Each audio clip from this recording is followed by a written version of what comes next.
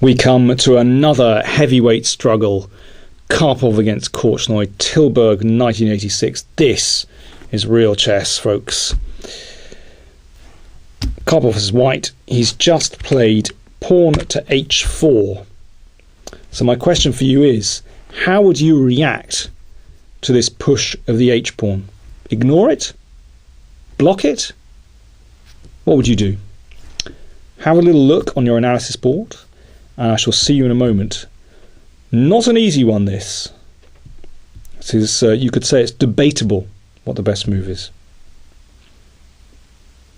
Okay, let's get down to it. Korchnoi played h5, which, as I've written there, is, I think, the most reliable move.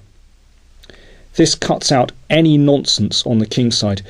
We've seen from other examples that often the problem with blocking the h-pawn in this way is that you weaken the g5 square. But here that's not a problem because the black squared bishop is covering g5, so white can't really exploit that weakness. There are other very sound positional reasons why h5 is played. Let's have a look at the course of the game, and all will become clear. Black wishes to blockade in the centre on the black squares. And we're coming to it in a moment. These are all preparatory moves. Right, finally, Karpov commits the d-pawn, and now Korchnoi blockades with e5. Black's position is very solid. It's not completely inspired. Difficult to play for a win here, but very difficult to break down black's position. It's very important that white wasn't able to play h5 because then f5 would be very weak. We'll come back to this idea in a second.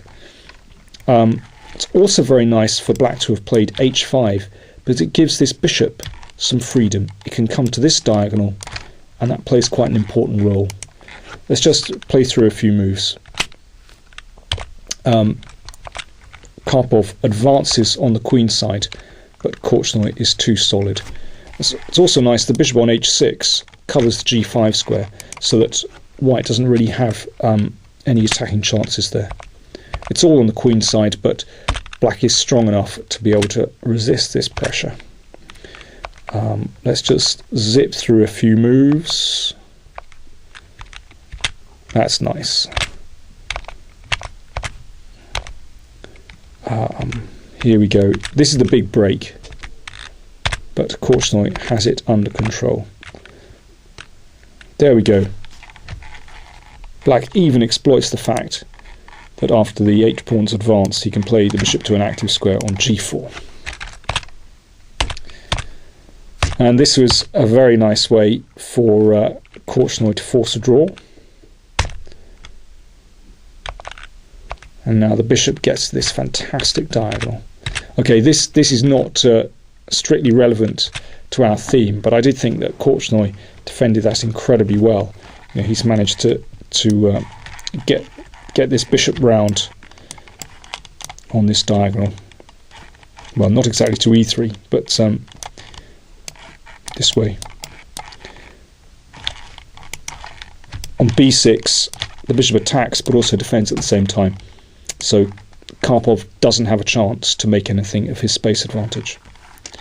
Let's go right back and see what might happen if black avoided playing h5.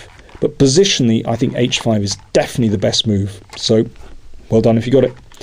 So for example, if black ignored white's h-pawn and played a move like knight d7, looks very natural. Then we might have something like d5. I think that's the most reliable move. And if black blocks with e5, now you can see the problem. h5. If, let's say, king g7, then bishop h3 keeps up the pressure on the light squares. If pawn takes pawn, queen f5 looks quite good. Then take on h5. Alternatively, there's bishop h3 as well. with excellent compensation. It's all about weakening this f5 square. And later on, of course, white would like to play king g2 and rook h1. It's rare that taking on h5 is good in this situation. Let's zip back.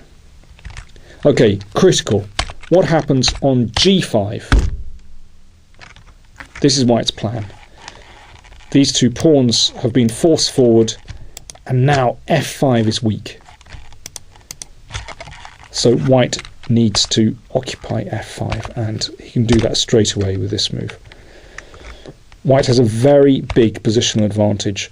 I'll show you the kind of thing that white wants to go for. This is pretty good.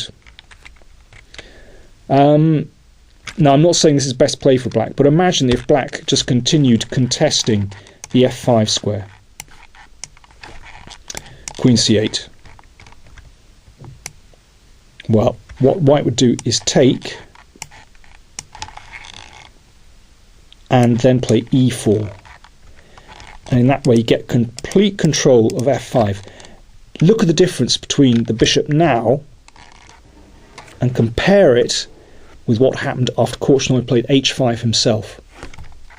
The bishop has no perspectives here. Given a few moves, white wants to play f3, protect the g-pawn, then the rook moves out of the way, the knight comes around to f1, to e3 or g3, and into f5. Oh, dream position. And then eventually white rolls black up on the queen side by advancing the b-pawn. And there are also some nice weak knight squares on this side of the board as well. That would be dream strategy for white, and black was a bit too cooperative in that variation. But that's what can happen in this kind of situation if you don't take care of your light squares. So there are other variations there if you'd like to consider them as well afterwards. But just to sum up, h5, definitely the best move in this position.